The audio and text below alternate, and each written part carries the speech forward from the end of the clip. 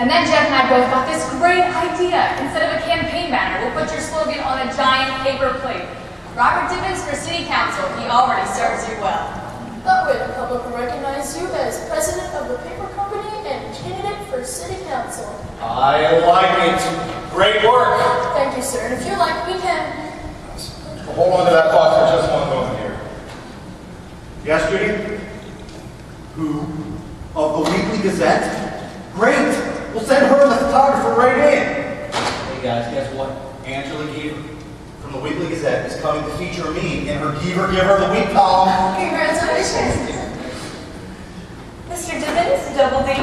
That's me. Pleasure meeting you. Give a handshake round, will you? Oh, the pleasure's all mine. And I'd like you to meet two of my finest employees, Claudia McNamara and Jeffrey Collins. Double F, double L. It must be a pleasure working with Mr. Dibbins. With all the giving you do. Boy, it's nothing. Oh no, it is something. Which is exactly why I have selected you for the Giver Giver of the Week column. Oh. Wow, this is quite an unexpected honor. Yeah, well, I just need to verify a few facts and take some pertinent shots, and I'll let you busy people get on your way. Now it says here, you volunteer at the Community Senior Center over on Main and Cypress? Just one Saturday a month. For a busy man like you, Mr. Dibbins, that's highly commendable. And I also understand that you supply the seniors with Kleenex. Not Kleenex. These eagle facial tissues in glow dark orange. Really? The old folks love them. They can find them in the middle of the night. How nice. And I'm also aware that you donated all the paper items for the Cub Scout annual picnic. Well, it was about 2,000 paper plates, cups, and napkins. He also provided the Boy Scouts with toilet seat liners in the outhouse. He was very concerned for the Boy Scouts. And I also understand that you have quite a reputation for generosity among your employees as well. Well, you'll have to ask them that. Oh, and Mr. Dibbins is most generous. When he's given all of us several round-trip airline tickets for weekend getaways. Oh, Mr. Dibbins really lets us leave this place empty-handed. I have a lifetime supply of Post-it notes at home. Well, if we can get a shot of all of us together, is that okay, Lexi?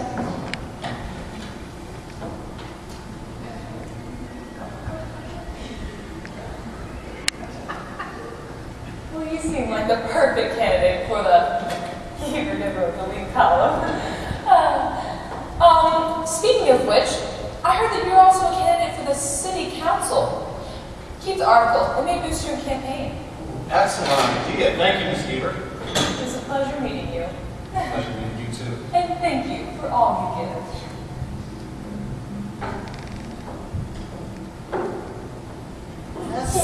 All right. Well done, Jeffrey. Hey, how about if I check in with Jerry at the warehouse to see if we have any of those flower arrangements for the credential luau? We can send Miss Geaver a bunch. Excellent idea, Jeffrey. Hey, when you get back, we'll get together with Claudia here and we'll finalize this whole paper plate idea, okay? Right up. Am I missing something here? What? The whole high five! Great job, Jeff. Did he set up this whole Giver thing? Set it up. Well, let's just say that because his son happens to be part of the same Cub Scout pack as Miss Geaver's son, he strongly encouraged that contribution to the picnic. Giver of the Week column. Oh, this is going to be great publicity featuring Robert Dibbins. Can you see it up there, Claudia? Claudia? Huh? Earth to Claudia. Oh, yep. Great publicity. Gee, you almost convinced me that you're excited about it. Yeah, well, I have a few things to finish on my desk. Give me a buzz when Jeff's ready to finish our idea. Wait a minute. Are you upset that Jeffrey and I sort of encouraged this whole Geaver selection? Well, Mr. Dibbins, using the Cub Scouts to win a city council election isn't exactly great publicity. Hey, let's not say I used the Cub Scouts, all right? I made a donation. Those people were very grateful for those products. I'd probably save them easily a couple $100. I really don't see the problem in doing something that's mutually beneficial. The problem is, I'm sorry, Mr. Dibbins, I'm really out of line here. You're right. That's okay. Apology accepted. You know, Claudia, I like having you as part of my team. You are a vital part of this company and this campaign. Thanks, Mr. Dibbins, and we're gonna win. That's the spirit. You know, Mr. Dibbins, before my dad went into private practice, he was a patent attorney for a major toy corporation. He used to get lots of toys and games to research and grant patents. This meant he owned literally hundreds of toys, and they were his for free. So he'd bring them home for my brothers and I and give them to us on special occasions like birthdays and Christmas, or when we were home from school sick. They'd give them to the neighbors and our cousins and the kids in the Sunday school classes at church. Everyone called him his Santa Claus. Everyone loved him, and he loved being loved. It wasn't until about my 12th birthday that I finally realized what was going on. I asked for one thing that year. It was a pink and blue comforter I had seen at JCPenney's. Where comforters were in toys and games, so Dad didn't get comforters at work. So instead he got me a bright green cassette player and a game called Slumber Party Break. Have you ever heard of that game, Mr. Dibbins? Can't say that I have. Neither had I. I never did get a patent, which was a good thing. It's like a stupid game. But that's not why I threw it out. I threw it out along with the bright green cassette player because they were leftover freebies. I had never really realized that my dad had never personally taken the time to pick something out for me. He never really gotten me anything from his heart, and sometimes I wondered if I was even in his heart. Claudia, I'm sure your father meant well.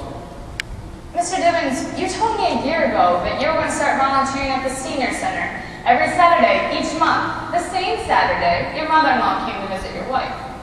You said it would be a convenient way to get out of the house and relieve yourself from some of the guilt you felt after your father died in the nursing home in Florida. I don't remember telling you that. It was a weak moment. But now, you being honor's giver of the week, it just doesn't make sense. Those airplane tickets, those are tickets that you weren't able to use. I know this because I scheduled them for you. Claudia, if you don't want to use those tickets... No, you're missing the point. Everything you donate, you get receipts for so you can write off. The glow-in-the-dark tissues were a promotional flop. The Cub Scouts ate off of red and green Christmas plates. It doesn't cost you anything to give those things away. In fact, it's a great way to clean out the warehouse. So again, I'm wrong for doing something mutually beneficial? Not wrong, just not right. Not completely. Mr. Dibbins, you volunteer out of convenience and guilt, and you donate out of excess. So lock me up for making people happy. What a terrible crime. It's not a crime, it's a sham, and it's a shame for you, Mr. Dibbins. Flowers are on the way to Mrs. Bieber. Mr. Bieber, giver of the week. Am I missing something here?